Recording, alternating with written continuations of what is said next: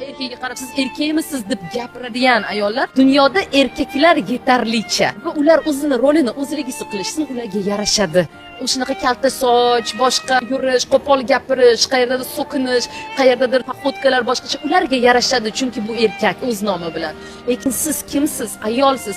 Ayol bo'la turib erkakcha gapirish, so'kinish yoki deylik o'sha erkaklarga raqobatchi bo'lish, o'zingiz bilmagan holatda eringizga isbotlashga kirishish, man qanaqa ko'p pul ishlash kerakligi kim bilan hozir gaplashyapsizmi? Nima uchun bu narsalarni aytyapsiz?